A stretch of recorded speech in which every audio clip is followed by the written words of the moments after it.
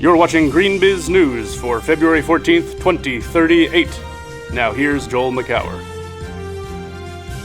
Good afternoon. Our top story, protests are mounting against Elon Musk's plan to mine Mars for neodymium and cerium, what were once referred to as rare earths, but are now called space elements. The entrepreneur whose electric vehicle company Tesla was sold to Microsoft in 2025 after plummeting sales, emigrated to the Red Planet last year to lead the first human colony there.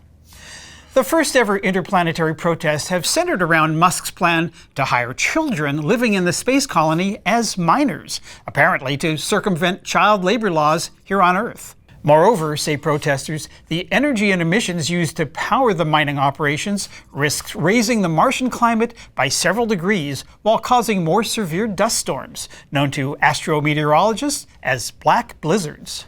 Addressing the protests, United Nations Secretary of Climate Activism Greta Thunberg said, "We've seen this movie before and it doesn't end well."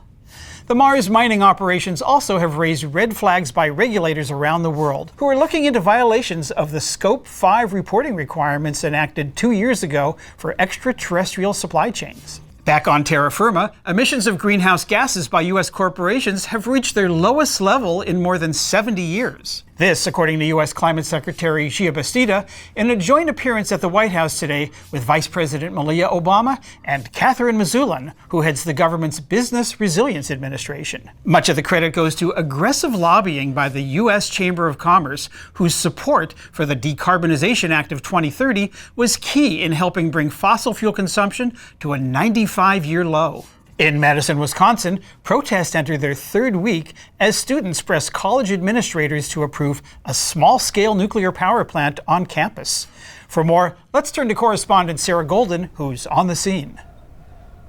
Thanks, Joel. The students, who call themselves the Atomic Alliance, are demanding a nuclear facility to provide a reliable, safe, and emissions-free source of energy to power the university's growing electricity demands, including holographic classrooms and VR varsity sports.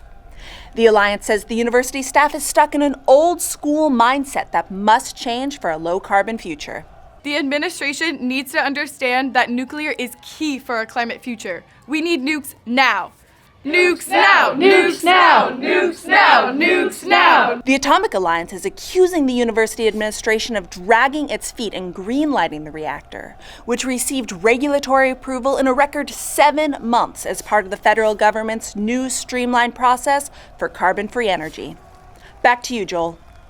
Thanks, Sarah. The reverberations continue from last year's COP42 climate summit, where a powerful group of U.S. companies had proposed conference credits, an innovative solution for future meetings. Backed by a new methodology from Verra, companies, including the newly formed P&G Unilever division of Amazon, had pressed negotiators to allow carbon credits in exchange for not attending future COP summits. In a fiery speech yesterday, Amazon CEO Kara Hurst insisted that not attending those meetings could go a long way toward helping companies achieve their net zero goals. And finally, Michelin has just awarded one of its coveted stars to the world's first 3D printed restaurant meals. Called Strata, the upscale Scottsdale, Arizona establishment offers a 5-course meal printed on site primarily from mycelium, algae, and kudzu.